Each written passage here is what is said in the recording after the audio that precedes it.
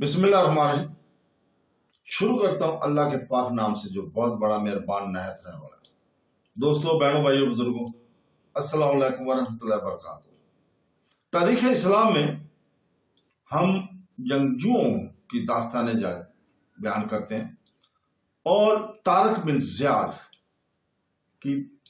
فاتح اندرس کی داستان جاری ہے، جس کی 7 نمبر قسط ہم آپ کے سامنے بیان کر رہے ہیں، آپ کو خوش آمدید کہتے ہیں۔ دوستو، بہنوں، بھائیوں، بزرگوں، موسیٰ بن نصیر میدان جنگ میں اپنے خیمے میں بیٹھے براہ راست طریف بن مالک کو مخاطب کرتے ہوئے کہا، کل ہم یہیں پہنچے تھے جہاں ہم رکے تھے۔ موسیٰ بن نصیر نے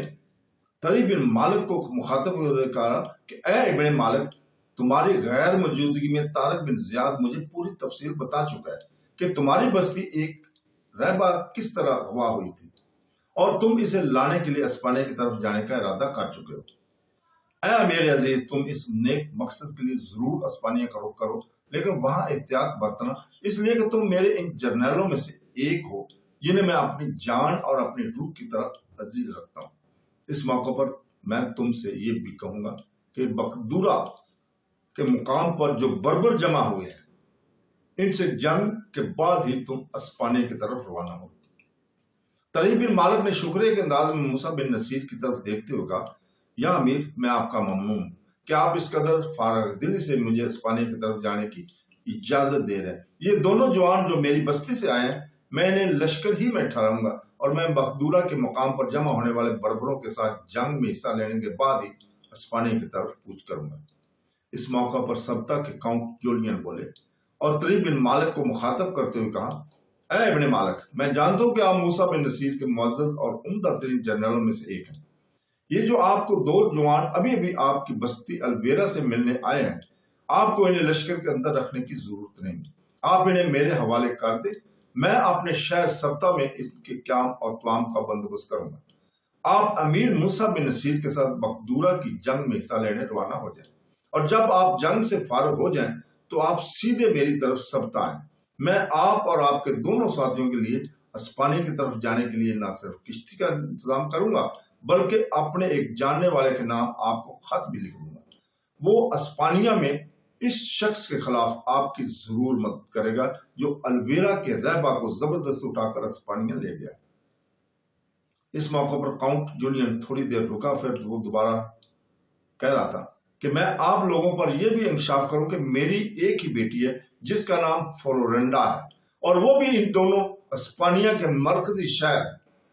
ٹولیڈو میں قیام پذیر ہے، اور وہ بھی کچھ یوں کہ اسپانیہ کے سرزمین میں یہ رواج ہے کہ سارے بڑے بڑے سردار اور صوبوں کے حکمران اور والی اپنی بیٹیوں کی تربیت شاہی خطوط پر کرنے کے لیے انہیں اسپانیہ کے مرکزی شہر ٹولیڈو روانہ کرتے ہیں، جہاں ان سب لڑکیوں کو شاہی محل کے اندر رکھا جاتا ہے اور وہاں شاہانہ طور پر طریقے سے ہی ان کی تربیت اور تعلیم کا بندوبست کیا جاتا ہے۔ میری بیٹی بھی ان دنوں اسپانیہ کے شاہی محل میں قیام کیے ہوئے ہے۔ گو اسپانیہ کا موجودہ بادشاہ اتیشا میری بیٹی کا نانا ہے۔ میری بیٹی پھر بھی شاہی محل میں ان لڑکیوں کے ساتھ رہائش رکھے ہوئے جو مختلف صوبوں سے تربیت حاصل کرنے آتی ہے۔ اے طریف بن مالک، جب یہاں سے اسپانیہ کی طرف روانہ ہوں گے تو جاتے ہوئے آپ میری بیٹی کے لیے کچھ چیزیں بھی لیتے جائیں۔ اس کے علاوہ اسپانیہ کے مرکزی شہر ٹولیڈو میں میرا ایک بہترین دوست اور مخلص ساتھی ہے، اس کا نام رازرک ہے۔ ٹولیڈو شہر کے وسط میں ایک بہت بڑا میدان ہے جہاں پر تیغ زنی کے مقابلے کرائے جاتے ہیں۔ بڑے بڑے دور اور نزدیک کے سورما قسم کے تیغ زن ایک دوسرے سے مقابلے کرتے ہیں اور اسپانیہ کے بادشاہ اتیشا سے انعامات اور اکرام حاصل کرتے ہیں۔ رازرک نام کا میرا یہ دوست نہ صرف اتیشا کا ہر دل عزیز اور سرداروں میں سے ایک ہے، بلکہ موت کے اس میدان میں جس قدر مقابلے کرائے جاتے ہیں وہ رازرک ہی کی نگرانی میں کرائے جاتے ہیں۔ وہ رازرک نام کا یہ سردار نہ صرف اس میدان کا بلکہ ان سارے مقابلوں کا بھی منتظم اعلیٰ ہے۔ اس میدان کو موت کا میدان کہہ کر پکارا جاتا ہے، جس کے اندر تیغ زنی کے مقابلے کرائے جاتے ہیں۔ اے طریف بن مالک، جب آپ اسپانیہ کی طرف روانہ ہوں گے تو میں اپنے دوست رازرک کے نام بھی ایک خط میں لکھ دوں گا آپ کو، اور اسپانی میں آپ کے قیام کے دوران آپ سے پورا تعاون کرے گا اور ہر ممکن مدد آپ کی کیا کرے گا۔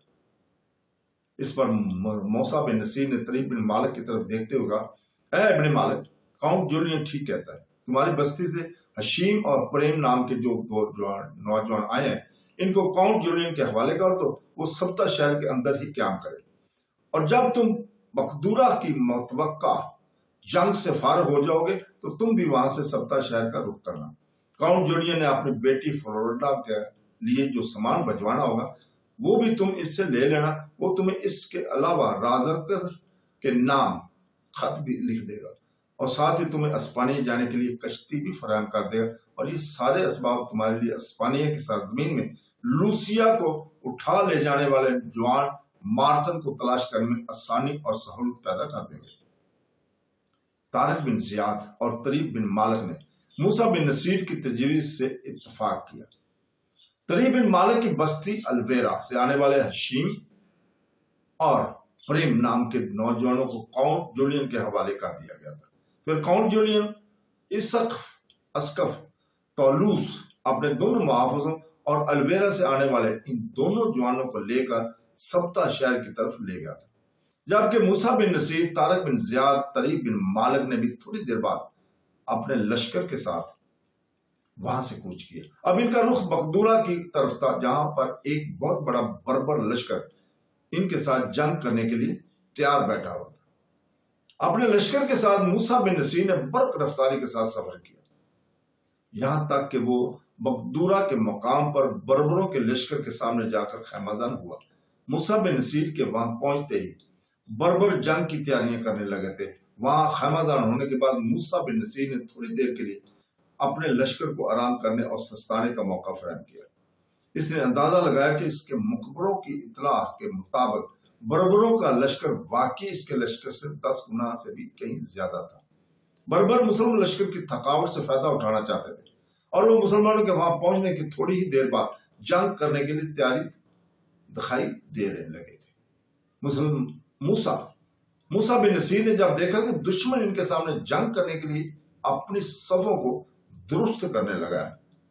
تو موسیٰ بن نصیر نے بھی اپنے لشکر کو 3 حصوں میں تقسیم کیا۔ ایک حصہ موسیٰ بن نصیر نے اپنے پاس رکھا اور اپنے بیٹے عبدالعزیز کو اپنا نائب مقرر کیا، دوسرا حصہ اپنے معسرہ کے طور پر طارق بن زیاد کی سرکردگی میں دیا، اور تیسرا میمنہ کی حیثیت سے طریف بن مالک کی کمانداری میں دیا گیا تھا۔ لشکر کے تینوں حصوں نے اپنے اپنے سالاروں کی سرکردگی میں دشمن کے سامنے صف آرا ہونا شروع کر دیا تھا۔ اپنے لشکر کی صفیں درست کرنے کے بعد موسیٰ بن نصیر لشکر کے تینوں حصوں کے وسط میں آیا، پھر اپنے گھوڑے پر بیٹھے اپنے لشکریوں کو بلند آواز میں مخاطب کرتے ہوئے کہنا شروع کیا، میری قوم کے فرزندوں، یہ بربر جو تعداد میں تم سے جنگ کرنے تمہارے سامنے کھڑے ہیں، تمہارے سامنے کوئی حیثیت نہیں رکھتے، اس لیے کہ تم اس قوم کے فرزند ہو جو ایک طرف فارس کی اتنی بڑی سلطنت کو اپنے سامنے گھٹنے ٹیکنے پر مجبور کر چکے، اور دوسری طرف ناقابل تسخیر رومنوں کو شکست اور ہزیمت کے داغ لگا چکے۔ میرے ساتھیوں، میرے بھائیوں، میں جانتا ہوں کہ تم دشمن کے حصار ذات کے انگشت دائرے کھولنے کا فن جانتے ہو، تم برف سے حدت اور آگ سے ٹھنڈک پیدا کرنے کی قدرت بھی رکھتے ہو۔ ماورائے جنگ و نسل ہو کر اور ماضی اور حال کا اتصال بن کر اس مشترکہ دشمن کے سامنے جم جانا، کرنوں کی باغیں تھام کر تپتے دن کی دھرتی کی طرح ان پر حملہ آور ہونا، اور تھوہر کی شاخوں کی طرح انہیں کاٹ کر رکھ دینا۔ سنو میرے فرزندوں، اپنے دین کے ان دشمنوں کے خلاف دم بدم پھیلتی بکھرتی لہروں کی طرح کران تا کران اور دم بدم پھیلتے بگولوں کی طرح ان کے خلاف حرکت میں آنا، اور ان کی راگ راگ میں، ان کے ریشے ریشے میں گرم کھولتے ہوئے لاوے کی طرح خوف اور ہراس بھر کر رکھ دینا۔ اس بے کراں دشت کی اندر اپنے دشمن کے لیے ستم تشنگی اور قضائے دارو گرین بن کر اٹھنا، طوفانی موجوں کی طرح اپنے دشمن پر نزول کر کے اس کی حالت یادوں کے ٹوٹے ہوئے خوابوں جیسی بنا کر رکھ دینا۔ میرے عزیزوں، تم سب کے لیے میرا ایک ہی پیغام ہے، اپنے رب کا نام لے کر اپنے دین کے ان دشمنوں کے خلاف اٹھنا، اور اس وقت تک رخ نہ موڑنا جب تک تم اپنے ان دشمنوں پر قابو نہ پالو اور انہیں اس میدان جنگ سے شکست کا داغ اٹھا کر بھاگنے پر مجبور نہ کر دو۔ تو دوستو، بہنوں، بھائیوں، بزرگوں، یہیں پہ ہم رکتے ہیں۔ کل انشاءاللہ تعالی ہم یہیں سے شروع کریں گے۔ کل تک کے لیے اجازت، اللہ حافظ۔